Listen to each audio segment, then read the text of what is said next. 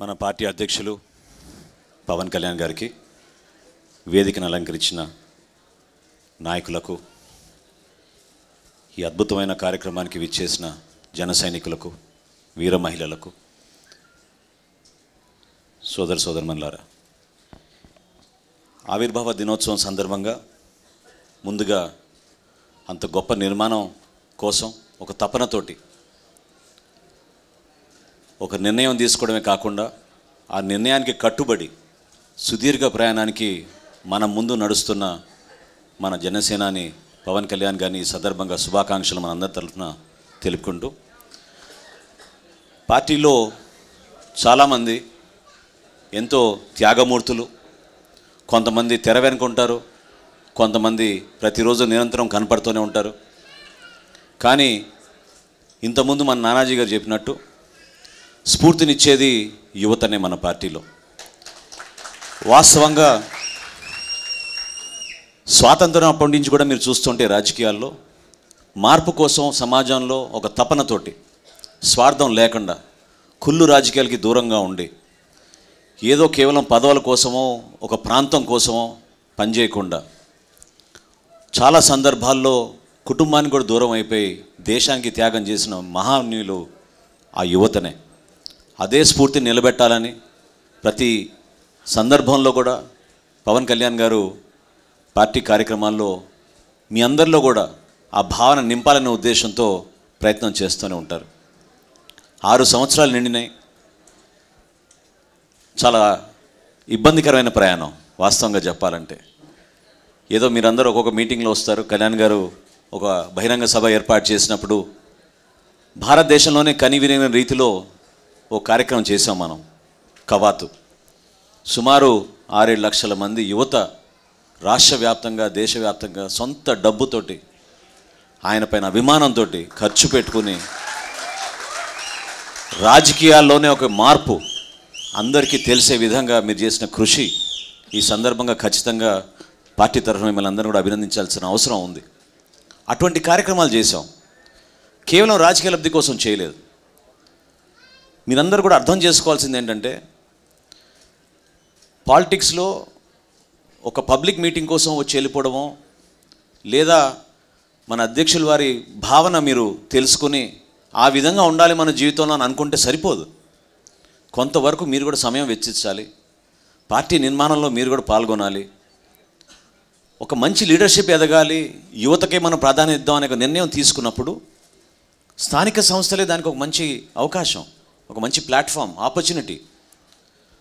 అది ఉపయోగించుకునే విధంగా ఎక్కువ మంది శాతం యువతకే మీరు సీట్లు ఇవ్వాలని పవన్ కళ్యాణ్ గారు మా పొలిటికల్ అఫేర్స్ కమిటీ మీటింగ్లో కానివ్వండి, ఎలక్షన్ కమిటీ మీటింగ్లో కానివ్వండి, ప్రతిసారి అదే చెప్తూనే వచ్చారు.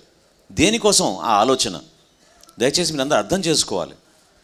ఎందుకంటే ఏ విధంగా మీరు ఆ భావన మీలో ఉందో, ఏ విధంగా మీరు ఈ వ్యవస్థ కుళ్ళిపోతుందనే ఆలోచన మీ అందరిలోకి వచ్చిందో, ఏ విధంగా ఒక తపనతోటి జనసేన పార్టీ ద్వారానే, పవన్ కళ్యాణ్ గారి ద్వారానే ఈ సమాజంలో మార్పు తీసుకురాగలుగుతామనే నమ్మకంతో మీరు ఆయనతో ప్రయాణం చేస్తున్నారో, మీ తరఫున ఆయన ప్రతి మీటింగ్లోనూ అదే గలం వినిపిస్తారు, అదే భావన వినిపిస్తారు మా అందరికీ మీకు మనవి చేసుకుంటున్నాను. ఆ విధంగా పార్టీ ముందుకు సాగుతోంది. చాలా ఇబ్బందికరమైన పరిస్థితులు, అనేకమైన ఇబ్బందికరమైన పరిస్థితులు ఎదుర్కొంటూనే ఉంటాం. ఏదో ఈ రోజున నలుగురికి పదవులు ఉన్నాయనో పదవులు లేవనో కాదు, కానీ పార్టీలో ఉన్న యువత నాయకులు ఒక ఆలోచనతో వాళ్ళు ముందుకు వచ్చారు. వాళ్ళకి ఒక ప్రణాళిక ఉంది. ప్రణాళిక లేదని మేము ఎప్పుడు అనుకోం. ఖచ్చితంగా వాళ్ళకి ఒక ప్రణాళిక ఉంది, వాళ్ళకి ఒక ఆశ ఉంది. నిలబడాలి, ఏదో రోజు పోటీ చేయాలి, ఎదగాలి, సమాజంలో గుర్తింపు రావాలనే తపన ప్రతి ఒక్కరిలోనూ రాజకీయ వ్యవస్థలో సహజం. కానీ దాని వెనక అది మోయడానికి మాత్రం చాలా తక్కువ మంది నిలబడతారు. నిజంగానే ఒక సంవత్సరం క్రితం మనకు వచ్చిన జనాభా, మనకు వచ్చిన నాయకులు కొంతమంది ఈరోజు లేకపోవచ్చు. వాళ్ళ ఆలోచనలు వాళ్ళకు ఉండొచ్చు, అది మనం గౌరవించాలి. కానీ జనసేన పార్టీ మాత్రం పవన్ కళ్యాణ్ గారు ఏ విధంగా అయితే స్థాపించారో, దేనికోసం అయితే అంకిత భావంతో త్యాగం చేసి ఒక 25 సంవత్సరాలు ఆయన జీవితాన్ని కేవలం సమాజ మార్పు కోసం, రాజకీయాల కోసం పరిమితం అవ్వడమై ఆయన ముందుకు వచ్చారో, అది మనందరం కూడా ఒక మంచి నాయకత్వాన్ని మనం గుర్తించే విధంగా మనందరం ఆయనతో నిలబడి కష్టపడాల్సిన సందర్భం ఖచ్చితంగా ఉంది. ఆంధ్రప్రదేశ్ రాష్ట్ర రాజకీయాల్లో మా తండ్రి గారికి నాకు మధ్య మా కుటుంబంలో ఈ రోజుకి 13 ఎలక్షన్స్ చూసాం. 13 ఎలక్షన్స్లో కూడా నేను ఏ రోజు కూడా ఇటువంటి పరిస్థితిని ఎక్కడ చూడలేదు. ఎంతో ప్రజాస్వామ్యబద్ధంగా, ప్రతి ఒక్కరికి స్వేచ్ఛ ఉండే విధంగా, వారి అభిప్రాయాలు వాళ్ళు వెలిబుచ్చుకునే విధంగా, ధైర్యంగా వాళ్ళు నిలబడే విధంగా, ఒక అభ్యర్థిగా పోటీ చేస్తున్నామంటే ఒక గొప్ప అవకాశంగా భావించి గర్వంగా నిలబడిన వ్యక్తులు, యువత చాలామంది ఉండేవాళ్ళు. అటువంటి పరిస్థితి ఈరోజు మారిపోయి ఎక్కువగా ధనవంతులకే కేటాయించడం, కొంతమంది కుటుంబాలకే కేటాయించడం, గ్రామాల్లో దౌర్జన్యం కోసం, వాళ్ళ పట్టు కోసం ఒక వ్యూహం ప్రకారంగా నడుపుకోవడం, ఇవన్నీ కూడా వ్యవస్థకి చెడ్డ పేరు తీసుకొస్తున్నాయి. గత ఎన్నికల్లో మీరు చూశారు, 2019 ఎన్నికల్లో ఒంటరిగా పోరాటం చేద్దామని పవన్ కళ్యాణ్ గారు ఎందుకు నిర్ణయం తీసుకున్నారంటే, ఈ విషయాలు ఒక 3 నెలల నుంచే మేము బహిరంగంగా మాట్లాడుతున్నాం. చాలా పార్టీలు వచ్చి మాతో పొత్తు పెట్టుకోవాలని ప్రయత్నం చేశాయి. ఈరోజు ప్రభుత్వంలో ఉన్న పార్టీ కూడా ప్రయత్నం చేసింది. కానీ ఒక నిర్ణయం తీసుకున్నాం ఆ రోజున, ఖచ్చితంగా యువత కోసం, భవిష్యత్తులో ఒక తరానికి మనం ఉపయోగపడే విధంగా మనం రాజకీయాలు చేయాలి తప్ప ఒక ఎలక్షన్ కోసం మాత్రం మనం రాజకీయం చేయకూడదని కళ్యాణ్ గారు రోజు నిర్ణయం తీసుకున్నారు. ఎటువంటి వ్యక్తుల్ని ఎంపిక చేసి ఆయన పర్సనల్గా గుర్తుపెట్టుకొని, ఒక్కో సందర్భాల్లో పేర్లు గుర్తు రాకపోయినా మన కేంద్ర కార్యాలయం నుంచి వాళ్ళ ఫోటోలు తెప్పించుకుని, ఈ కుర్రాడు ఎక్కడున్నాడో వెతికి తీసుకురండి, ఆయనకి సీట్ ఇద్దామని చెప్పి మారుమూల నియోజకవర్గాల్లో కూడా ఆయన ప్రోత్సహించారు. అటువంటి నాయకత్వం ఉంది మన దగ్గర. వేరే పార్టీలో ఏముంది చెప్పండి? నీ దగ్గర డబ్బు ఉంటే ముందు 10 కోట్లు డిపాజిట్ చేయి పలానా వాళ్ళ ఇంట్లో, అప్పుడు చెప్తా నీకు సీట్ ఇస్తాను లేదో అనే పరిస్థితి ఏ విధంగా మనం అధిగమించుకుని సమాజంలో ముందుకెళ్తున్నాం అర్థం చేసుకోండి. వాస్తవాలు ఇవి తెలుసుకోండి. ఆ రోజు 10 కోట్లు 15 కోట్లు డిపాజిట్ చేసిన వ్యక్తి పోటీ చేశాడంటే ఈరోజు ఆ వ్యక్తి స్థాయి ఏంటి సమాజంలో మీరే చెప్పండి. మీకోసం ఉపయోగపడతాడా? సమాజానికి ఉపయోగపడతాడా? దేనికోసం వచ్చాడు రాజకీయాల్లోకి? స్వార్థం లేకుండా ప్రజా జీవితానికి అంకిత భావంతో ఆంధ్రప్రదేశ్కి విభజన తర్వాత జరుగుతున్న నష్టాలని గుర్తించి కష్టపడి పనిచేద్దాం, మన సమాజానికి మన వ్యవస్థకి మంచి పేరు తీసుకొచ్చే విధంగా నిలబడదాం అన్న వ్యక్తులు ఏమైపోయారు ఈరోజు రాజకీయాల్లో? ఎటువంటి మహనీయులు మనకి స్ఫూర్తిని అందించారు గతంలో మీరు ఒకసారి గుర్తు తెచ్చుకోండి. పార్టీలో అనేక సందర్భాల్లో కొన్ని క్లిష్టమైన నిర్ణయాలు తీసుకుంటూనే ఉంటాం. కొంతమందికి అది నచ్చచ్చు, కొంతమంది నచ్చకపోవచ్చు. కానీ కళ్యాణ్ గారు మాత్రం ఈ సంవత్సరం నుంచి ఆయనతో ప్రయాణం చేస్తున్నప్పుడు ఎప్పుడు కూడా అనేది మాట ఒకటే, ఎక్కువ ప్రాధాన్యత మన యువతకి ఇద్దాం. ఏ నిర్ణయం తీసుకున్నా కూడా మనం పొరపాటు చేయకుండా న్యాయానికి, ధర్మానికి కట్టుబడే ఒక నిర్ణయం తీసుకుందాం. దాని ప్రకారంగా మనం ఎదుట మనిషి ఎవరై వచ్చినా మనం అడిగినా కూడా, ఏ పరిస్థితి మనం ఎదుర్కొన్నా సరే, జనసేన పార్టీ తరఫున నాయకుడు కానివ్వండి, కార్యకర్త కానివ్వండి, గర్వంగా తలెత్తుకుని తిరిగే విధంగా మన సమాజంలో మనం కష్టపడదాం తప్ప స్వార్థ రాజకీయాలు మాత్రం ఎట్టి పరిస్థితుల్లో చేయకూడదనే నిర్ణయంతో మనం ముందుకు వస్తున్నాం. ఈరోజు భారతీయ జనతా పార్టీతో పొత్తు పెట్టుకోవాల్సిన సందర్భం మీ అందరికీ ఒకసారి చెప్పాల్సిన అవసరం ఇది.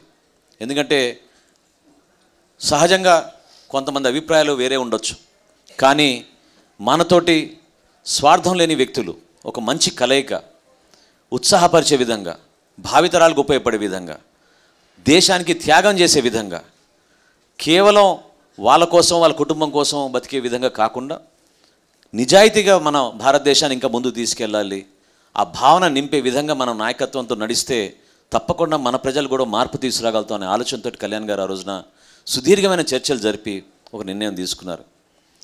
ఆశ్చర్యకరమైన విషయం ఏంటంటే చాలామంది మర్చిపోతున్నారు, 2014లో పార్టీ ఆవిర్భావ దినోత్సవ సందర్భంగా నిర్మించిన తర్వాత మొట్టమొదటి నిర్ణయం కళ్యాణ్ గారు తీసుకుంది, భారతదేశానికి నరేంద్ర మోడీ గారి నాయకత్వం ఎంతో అవసరం, భారతీయ జనతా పార్టీకి నేను మద్దతు పలుకుతున్నానని ఆ రోజే చెప్పారు.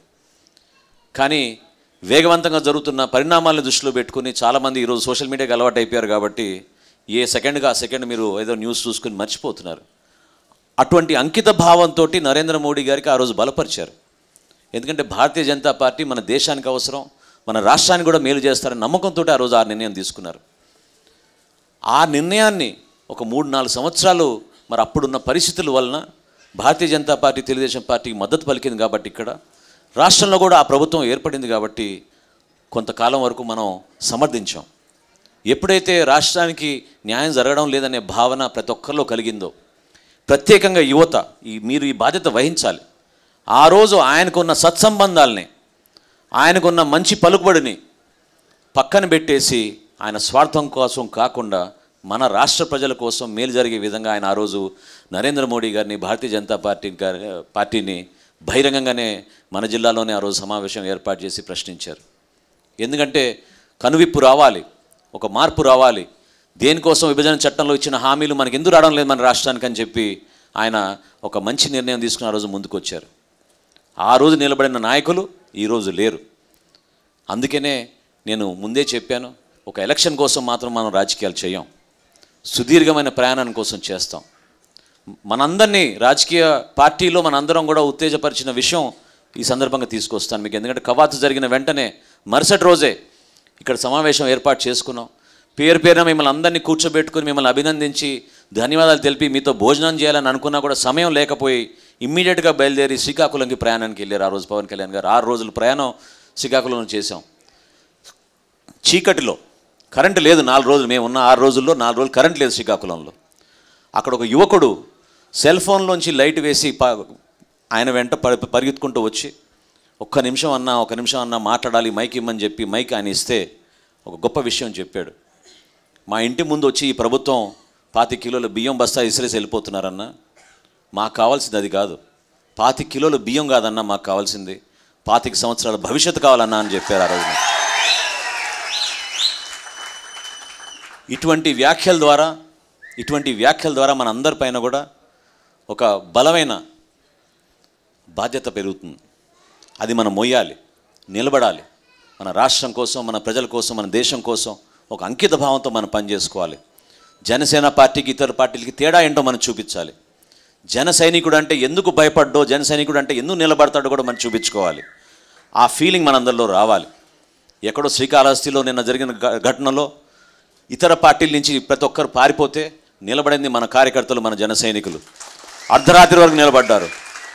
అనంతపురం జిల్లాలో 100 మంది మన వాళ్ళు నామినేషన్ వేయడానికి వెళ్తుంటే 2000 మంది రోడ్డు పైన నిల్చుని రోడ్డు బ్లాక్ చేసి రాళ్ళు వేసినా కూడా రాళ్ళు దెబ్బలు సిద్ధం అవ్వడానికి మన వాళ్ళు అక్కడ నిలబడ్డారు, కానీ అక్కడి నుంచి పారిపోలేదు. అటువంటి నాయకులు ఉన్నారు, అటువంటి నాయకత్వం మనలో ఉంది. ఈ జిల్లాలో నేను దాదాపు వారం రోజుల నుంచి ఇక్కడే పర్యటిస్తున్నాను. ఈ 2 జిల్లాల్లో ఎక్కడ చూసినా కూడా ఉదయం ఒక సంభాషణ జరిగితే మధ్యాహ్నం కల్లా మారిపోతుంది. కష్టపడి ఒక 50 మందితో నామినేషన్ ఇప్పిస్తే గంటలోనే వాళ్ళు కనపడడం లేదు. ఇటువంటి పరిస్థితులు ఎక్కడ చూడలేదు మనం గతంలో. ఎందుకంటే సాక్షాత్తు ముఖ్యమంత్రి వీళ్ళకి కోటా సిస్టమ్ పెట్టి 90% మీరు గెలిపించుకురాకపోతే మీ సంగతి తెలుస్తానంటే ఇంకా వ్యవస్థలో గౌరవం ఎక్కడుంది చెప్పండి. ఏ విధంగా ఆ మంత్రి కానివ్వండి, ఆ శాసనసభ్యుడు కానివ్వండి, ప్రజలకు ఏ విధంగా స్వాతంత్రం వచ్చినప్పటి నుంచి ఈ విధంగా ధైర్యం కల్పించగలిగారు? ఎందుకు ప్రోత్సహించడం లేదు? కులాలు ఏంటి, మతాలు ఏంటి, ప్రాంతాలు ఏంటి, వర్గాలు ఏంటి చెప్పండి. స్థానిక సంస్థల ఎన్నికలు ఖచ్చితంగా ఒక పండుగ వాతావరణంలో జరగాలి. ప్రతి సందర్భంలో కూడా క్షేత్రస్థాయిలో జరుగుతున్న సమస్యలపైన మాట్లాడే వ్యక్తులు మనకు అవసరం. అక్కడి నుంచే మన లీడర్షిప్ని మనం పెంచుకోగలుగుతాం. అటువంటి వ్యక్తులనే గుర్తు చేయడానికి కోసం పవన్ కళ్యాణ్ గారు చాలా స్పెసిఫిక్గా వీలైతే 60% ఎంతైనా సరే ఎక్కువ మంది యువతకి ఇచ్చేసేయండి సీట్లు మన పార్టీ నుంచి అని ఆయన పదే చెప్పడం జరిగింది. దయచేసి మీరందరూ కూడా క్షేత్రస్థాయిలో ఈరోజు ఇంకా కొంచెం అనుమానాలు పక్కన పెట్టేసి ఒక మంచి ప్రణాళికతోటి మనం ముందుకెళ్తున్నాం.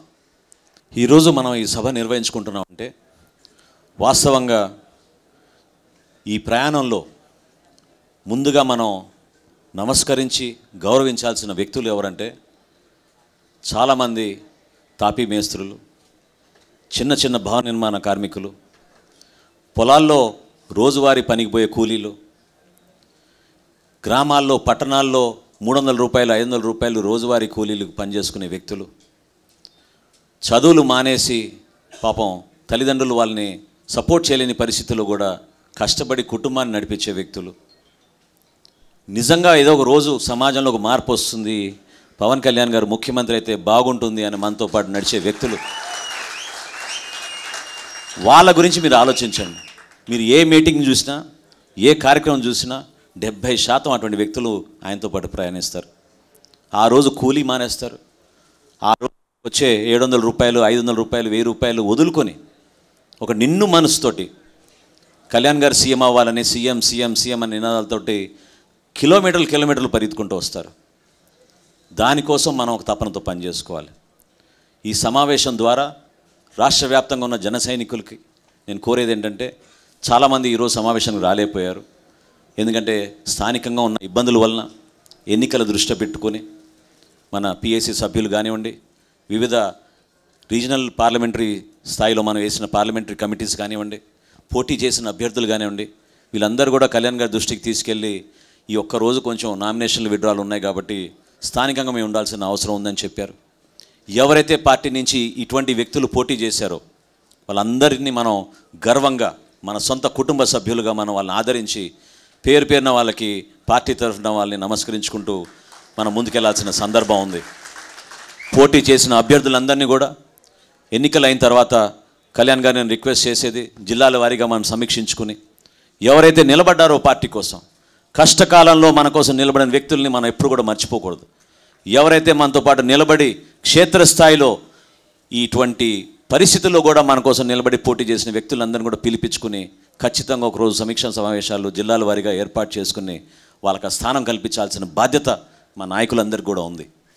ఏ మీటింగ్లో కూడా పవన్ కళ్యాణ్ గారు కోరేది అదే, దయచేసి మీరు మన యువతని ఎక్కడ కూడా చిన్న చూపు చూడబాకండి, ఎక్కడ కూడా వాళ్ళు చేసిన త్యాగాలు మర్చిపోబాకండి. కొంతమంది అనవసరంగా వీళ్ళకి కమిటీలో స్థానం కల్పించాల్సిన సందర్భంగా రకరకాలుగా ఆలోచనలు వచ్చినా కూడా ఆయన దాన్ని ఒప్పుకోరు. యువతకే మీరు ప్రాధాన్యం ఇవ్వాలని, వాళ్ళని మాత్రం మీరు మర్చిపోబాకండి అని పదే పదే చెప్తారు. మీకోసం జనసేన పార్టీ, మీ ఆశయాల కోసం జనసేన పార్టీ, ఆ మార్పు కోసం జనసేన పార్టీ, దాన్ని మీరు గర్వంగా మీరు ప్రతి గడప గడప తొక్కి పార్టీ కార్యక్రమాల గురించి, మన నాయకుడి గురించి మీరు చెప్పుకొని రాబోయే రోజుల్లో ఒక చక్కటి ప్రణాళికతోటి ఈ రాష్ట్రంలో ఇటువంటి ప్రభుత్వాన్ని మార్చే వరకు మనం రాత్రింపగలు కష్టపడి పనిచేద్దామని మిమ్మల్ని పేరు పేరున కోరుకుంటూ ఈ సమావేశానికి విచ్చేసిన ప్రతి ఒక్కరికి మనస్ఫూర్తిగా పార్టీ తరఫున మిమ్మల్ని పేరు పేరున నేను ధన్యవాదాలు తెలుపుకుంటూ, పెద్దలు శివశంకర్ గారికి అదేవిధంగా ఈ 6 సంవత్సరాలు కష్టకాలంలో కూడా ధైర్యంగా మన ముందు నిలబడి మనందరికీ కూడా అటువంటి లీడర్షిప్ ఇచ్చిన పవన్ కళ్యాణ్ గారికి మనందరి తరఫున ధన్యవాదాలు తెలుపుకుంటూ సెలవు తీసుకుంటున్నాను. జై జనసేన, జై హింద్.